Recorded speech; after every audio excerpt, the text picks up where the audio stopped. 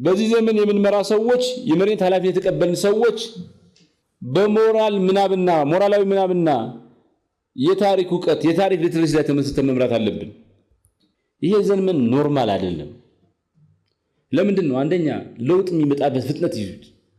ከዚህ ቀደም ለውጥ የሚመጣው ሊኒያር ነበር፣ በትውልዶች መካከል ነበር። አሁን የለውጡ መጠን ምኑ ኤክስፖኔንሻልነቱ ያስደነግጣል። ሊኒያር አይደለም፣ ጄነሬሽን አይደለም፣ ሪል ታይም ነው። እዛው ነው አይናችን ያየ 5-6 ዓመት እየተከናወነ ያለ። ከዚህ ቀደም ከስኮፕ ኦፍ ኢምፓክት አንፃር ከውጤት አንፃር ነው። ከዚህ ቀደም ለውጥ ማለት ምን ማለት ነው? ቀጠናዊ አፍሪካ ቀንድ ምናምን ብሔር አገራዊ ነው። አሁን ለውጥ ማለት ፕላኔተሪ ነው። አጠቃላይ ፕላኔት የሚመለከት ነው። አጠቃላይ የሰው ልጅን የሚመለከት ነው። ኢትዮጵያ ምናምን አይደለም። የሰዎች የማድረግ አቅም ነገሮች የመቀየር አቅም ከዚህ ቀደም ተቋማት ነበር የሚወስኑት፣ ምን እንደሆነ መንግስታት ነበር የሚወስኑት። አሁን ምን እንደሚሆን የሚወስኑ ግለሰቦች፣ አልጎሪዝም ነው። ከዚህ ቀደም የነበረው ሪስክ ኮንቴይንድ ነው፣ መጠነኛ ነው። የየአካባቢው ችግር ቢመጣ አካባቢያዊ ነው። አሁን ሪስኩ ኤክስቴንሽን ነው፣ የህልውና ጉዳይ ነው። ሁሉም ቦታ አንድ የሚያዳርስ እንትን ነው። ከዚህ ቀደም የሰው ልጅ ትውስታ በ10 ዓመታት ነበር የሚገደበው። አሁን በሚሊኒያ ነው። የሚቀጥለው 500 ዓመት 1000 ዓመት ብሎ ነው። ከዚህ ቀደም ከመሬት አንፃር ነው። ከዚህ ቀደም መሪ የሆኑ ሰዎች ምን ነበር የሚያስተዳድሩት? ስርዓትን ነበር የሚያስተዳድሩት። አሁን ግን የሰው ልጅ መሰረትን ዳግም የመገንባት ጉዳይ ነው። ይሄ ዘመን ዳግም ለመድገም ያክል የ500 ዓመት ዘመን ነው። ለምን? ጊዜ የታጠፈ ስለሆነ፣ እጃችን ላይ ያሉት ጉዳዮች ከባድ ስለሆኑ፣ የምንወስነው ውሳኔ ተመልሶ ሊቀለበስ ስለማይችል ራሳችን ለመጻው ጊዜ እያዘጋጀን አይደለም። በታሪክ መካከል በጊዜ ጠርዝ ላይ በታሪክ ጠርዝ ላይ የምንገኝ ትውልድ ነን። ስለሆነም የአዲሱ ስልጣኔ መግቢያ ነጥብ ነን። የሚቀጥለው 500 ዓመት ዘመን ዋና ዋና ውሳኔዎች ምንድናቸው? ምን አይነት ሰዎች ነው የሚኖሩ ለወደፊት? ከዚህ ቀደም ምን አይነት ሰው ነው የሚባለው ራሱ ኢቮሉሽን የወሰነበት። እኛ በዚህ ዘመን የምንገኝ ሰዎች ግን ኢቮሉሽን የሚባለውን ነገር እንወስናለን። ሰው የሚባለው ነገር ጄን ኤዲትድ ኤአይ ኦግመንትድ ኒውሮ ኢንሃንስድ ይሆናል ወይ? አሁን ምን ነገኘው ሰዎች ናቹራል ሰዎች ያረጀን ያፈጀን አስፈላጊ እንሆናለን ወይስ ማርጂናላይዝ እንሆናለን? ከሰውነታችን ውስጥ የትኛው ነገር ኢንሃንስድ መሆን እንዳለበት ማን ነው የሚወስነው? ከስነ ምግባር አንፃር ስነ ምግባራዊ መሆን ማለት እዚህ ላይ ምንድን ነው? የሰው ልጅ ኤዲትድ የሆነና ያልሆነ ተብሎ ለሁለት ሊከፈል ነው? እነዚህ መሰረታዊ ጥያቄዎች ናቸው። መሰረታዊ የሚባሉ ውሳኔዎችስ ምንድን ናቸው?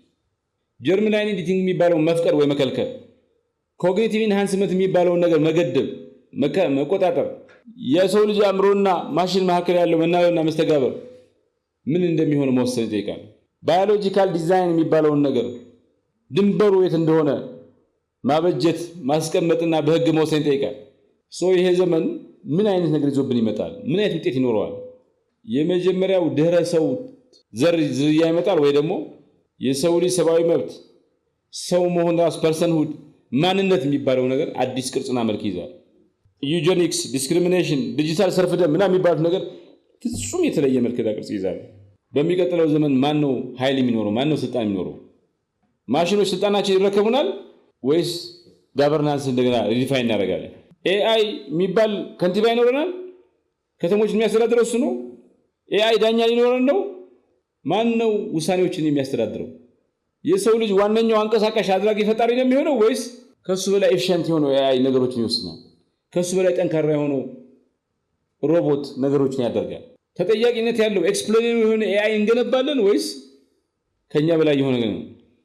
የሚጥያቄዎች መሰረታዊ የትውልድ ጥያቄዎች ናቸው። በዚህ ዘመን የምንወስነው ውሳኔ እንዴት አድርገን ነው ስነ ምግባርና ኤአይን የምናገናኘው? በኤጅ ኦፍ አልጎሪዝም ምን አይነት ዴሞክራሲ ምን አይነት ቅርጽና መልክ ነው ይኖረዋል ብሎ መወሰን ነው። ከዚህ በኋላ የሚመጣው ዘመን ማችን ገቨርነንስ ሶሳይቲ ነው የሚሆነው ማህበረሰቡ ወይስ ቴክኖክራት የምንለው ነገር ተቀይሮ የአርቲፊሻል ኢንተለጀንስ ቴክኖክራሲ ነው የሚመጣው? የሰው ልጅ ክብር የሚባለው ነገር ይጠፋል? ነፃነቱ ይጠፋል? ተጠያቂነት የሚባለው ነገር ይጠፋል ወይስ ይኖራል? ዲጂታል ዲክታተርሺፕ የሚባለው ነገር ይመጣል ወይስ ዲጂታል ዴሞክራሲ ይመጣል? ሳይቦርግ ዴሞክራሲ ይመጣል? ከኛ በኋላ ትተናት የምንሄደው ፕላኔት ምን መልክና ቅርጽ ይኖራታል? ደግሞ ሌላው መሰረታዊ ጥያቄ ነው።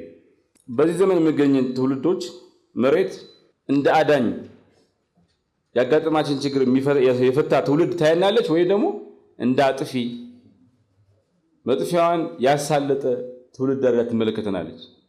ኢኮሲስተም እንጠብቃለን ወይስ ኢንጂነር ከሆነ ቨርዥን ጋር እናገናኛለን? ከባቢ አየር የሚባለው ነገር እንዳይጠፋ ጂኦ ኢንጂነር እናደርጋለን ወይስ አጠቃማች አበባላችን አዋዋላችን ሁሉ ነገር እናስተካክላለን? የአጭር ጊዜውን ጥቅም ነው ወይስ የረጅም ጊዜውን ፍላጎት የምናሟላው የምናሳካው? የትውልዳችን መሰረታዊ ጥያቄዎች ናቸው። በዚህ ጊዜ የምንወስነው ውሳኔ ካርበን ኤሚሽን ኔት ዜሮ የሆነበት ነው የምናደርገው ወይስ ጭራሽ እናባብሰዋለን?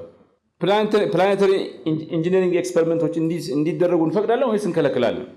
መሬት የምትባለው ነገር ሰው ልጅ ሊኖርባት የሚችል ትሆናለች ወይስ በፍጹም ሊኖርባት የማይችል አስቸጋሪ ቦታ ትሆናለች?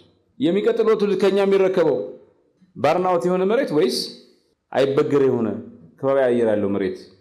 ለሚቀጥለው የምናቀርበው ከባቢያዊ ፍትሃዊነት ወይስ ኢፍትሃዊነት የሚለው በጣም ፋንዳመንታል ነገር ነው።